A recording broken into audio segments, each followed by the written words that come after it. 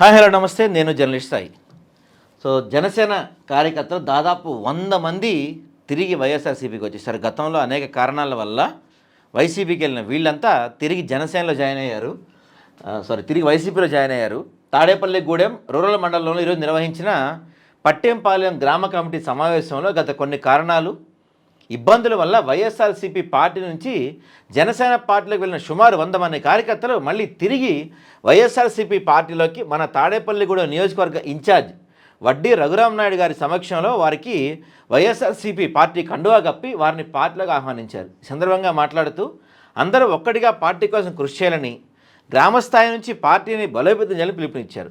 ప్రతి కార్యకర్తలకు అన్ని వేళలా అన్ని విధాలుగా అండగా నిలుస్తామని హామీ ఇచ్చారు. అలాగే వైఎస్ జగన్మోహన్ రెడ్డి గారిని మళ్ళీ ముఖ్యమంత్రిగా చేసేందుకు ప్రతి ఒక్కరూ సమిష్టిగా శ్రమించాల్సిన అవసరం ఉందని పేర్కొన్నారు. ఈ కార్యక్రమంలో పార్టీ నాయకులు, కార్యకర్తలు, పట్టెంపాలెం సభ్యులు భారీ ఎత్తున పాల్గొన్నారు. ఇది బహుశా ఆరంభం కావచ్చు అనుకుంటా. ఎందుకంటే రాష్ట్ర వ్యాప్తంగా గతంలో రకరకాల కారణాల వల్ల, అంటే పవన్ కళ్యాణ్ స్పీచ్ల వల్ల కావచ్చు, లేకపోతే ఏదో చేస్తారన్న నమ్మకం వల్ల కావచ్చు, రకరకాల కారణాల వల్ల జనసేనలోకి చాలామంది పెద్ద ఎత్తున వెళ్ళారు. ఇప్పుడు వాళ్ళంతా కూడా మెల్లమెల్లగా విషయం తెలుసుకొని బయటకు వస్తున్నట్టు కనపడుతుందండి. ఎందుకంటే పవన్ కళ్యాణ్ గారు కేవలం మతం గురించో లేకపోతే లడ్డుల గురించో ఇలాంటి అంశాల గురించే మాట్లాడుతున్నారు తప్ప ప్రజా సమస్యల గురించి ఎక్కడా మాట్లాడట్లేదు. అందుకే ఇంత పెద్ద ఎత్తున దాదాపు 100 మంది, వీళ్ళంతా 100 మంది ఒక్కసారి తిరిగి చేరటం అంటే మామూలు విషయం కాదు. ఆ ప్రాంతంలో జనసేన పార్టీ గట్టి దెబ్బ కొట్టినట్టే. అంటే పవన్ కళ్యాణ్ ఏదో చేసేస్తాడు, ఆయన స్పీచ్లు ఆవేశంతో ఊగిపోతూ చెప్తారు కదా, ఆ స్పీచ్లకి వాటికి రకరకాల కారణాల వల్ల వీళ్ళంతా కూడా గతంలో జనసేనకి వెళ్ళారు.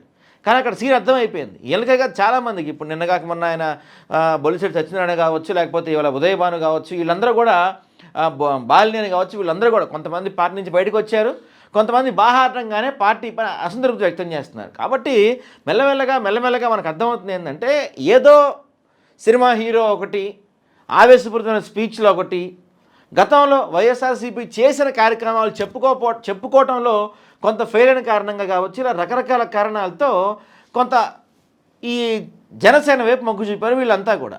కానీ అక్కడికి వెళ్ళిన తర్వాత తెలిసింది, 21 నెలల కాలంలో నాకు అర్థమైపోయింది, ఇక్కడ అంతా పైన పొట్టడం లోన లోటరం, అసలు జనసేన అనేది లేదు. పైకి జరిగేది మొత్తం టీడీపీ నాయకుల హవానే నడుస్తుంది.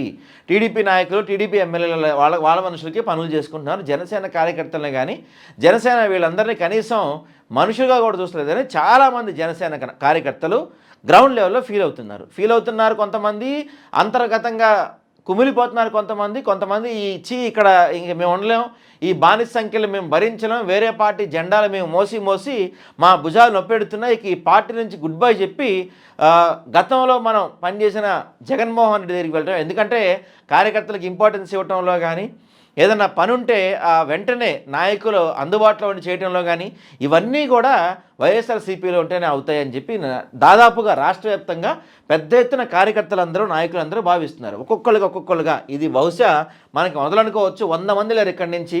మెల్లమెల్లగా అంటే ఇప్పుడు జనసేన పెద్ద ఎత్తున సభ్యత్వ నమోదు కార్యక్రమాలు చేస్తుందండి. అలాంటి సమయంలో 100 మంది ఒక్కసారిగా పార్టీని వదిలి వెళ్ళిపోవటం అంటే ఖచ్చితంగా జనసేనకి ఇది కోలుకోలేని దెబ్బ.